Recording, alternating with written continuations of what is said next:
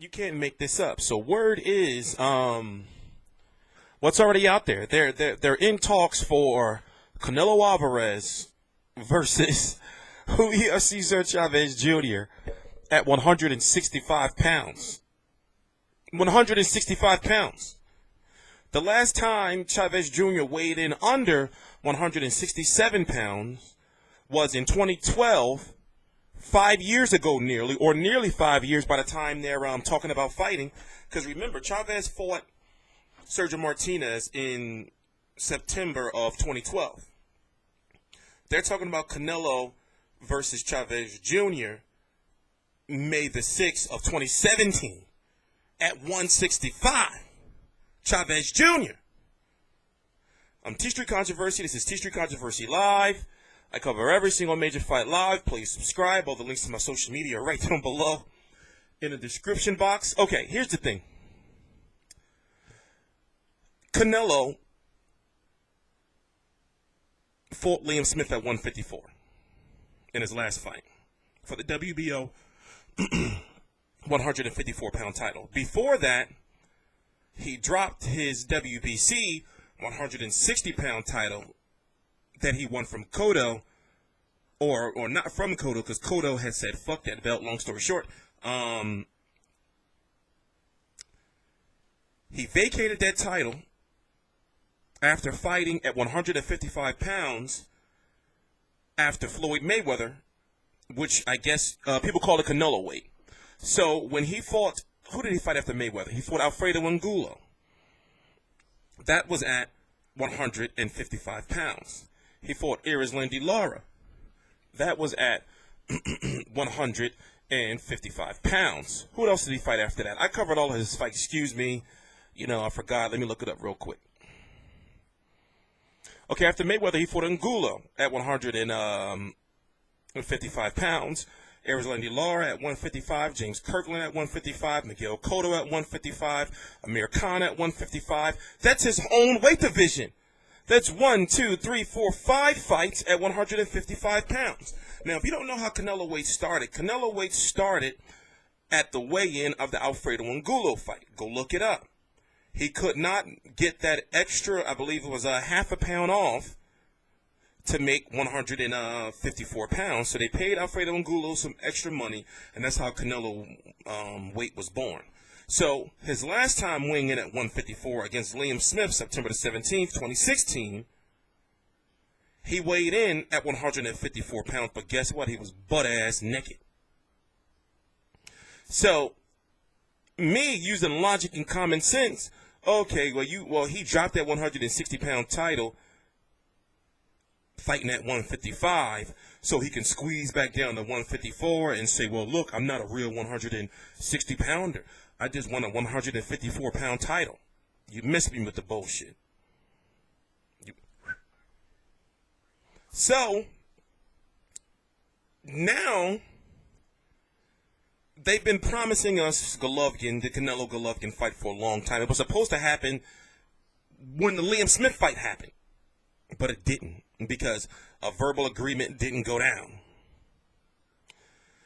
Golovkin goes on to fight Kell Brook. I know people want to, Canelo supporters. And remember, I'm a Canelo fan. But then again, I'm a fan of all boxers. So, go figure. But I'm just stating shit that you can go look up on your own. But for them to now fight Chavez Jr., right? Now, I want to see the fight. I think it's going to be, an excellent fight. Also, Chavez Jr. is huge. So, Chavez Jr. right now, put it this way. With Mimo Haradilla, Chavez Jr. can make that 165. And those who know who Mimo Haradilla is, Chavez Jr. can make that 165 with him. But it's still a weight. It's still a catch weight. So therefore, they're looking at it like, oh, well, Chavez Jr. at 165, because think about it. If Canelo fights at 168, listen, 165 is super middleweight. I don't care what opponent it is. He could have fought Amir Khan at 165 pounds. You're still a middleweight, bro. A super middleweight, bro. So it's just making me think like, wait a minute. You didn't fight Golovkin and you dropped your belt because you said you want a 160-pounder, but then you're trying to fight at super middleweight? Fuck it. Call up Carl Froch. Get Carl Froch to make that 165. Smash Canelo face in. You know? So come on. I want to see the Chavez Jr. fight, and I feel that Chavez Jr., what is Chavez Jr., like 6 feet or close to 6 feet? If he fights Chavez Jr., Chavez Jr. is going to weigh in at probably like 160, 165, no, what is it? 164.99999. He's going to have to get butt naked, most likely. But also, go look at the post-weigh-in interview for his fight with Dominic British. And his face was all sunken in, but he made that weight. With Mimo Haradia, he can make that 165. I mean, he can make that 165.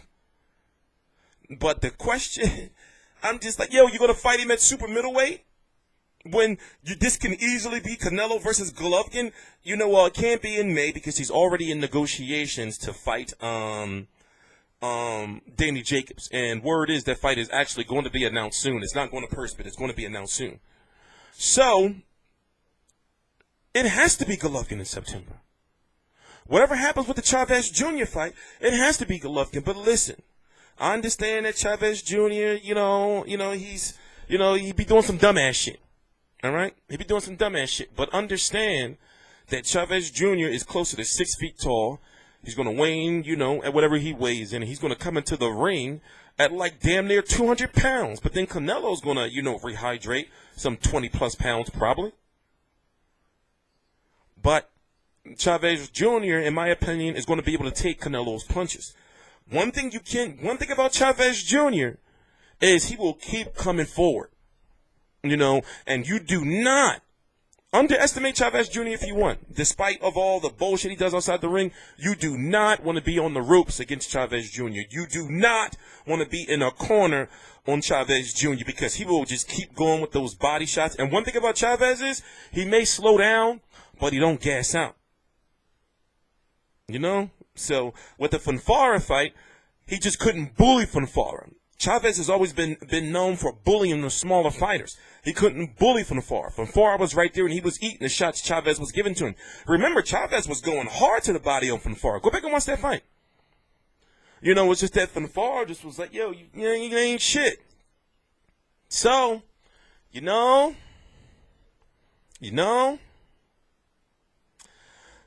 it happens, listen, it's going to be a super fight. We're going to bitch and complain about the catchweight and all. It's going to be a super fight.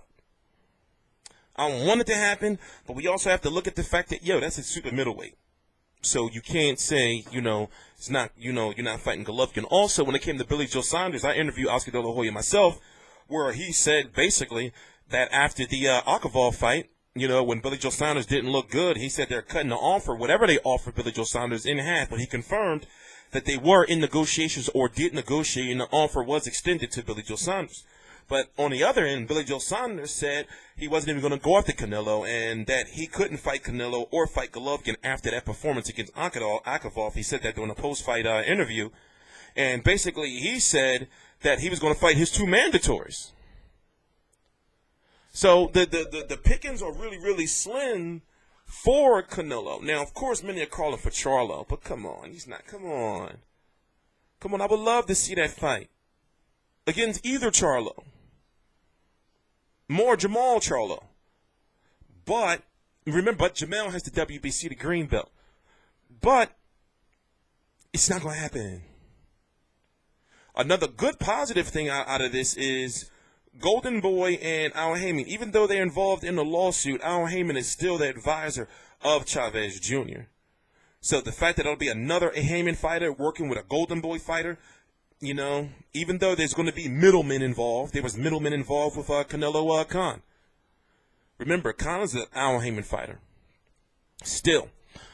Anyway, I'm TstreeT Controversy. This is TstreeT Controversy Live. I cover every single major fight live. All the links to my social media are right down below in the description box. Please subscribe.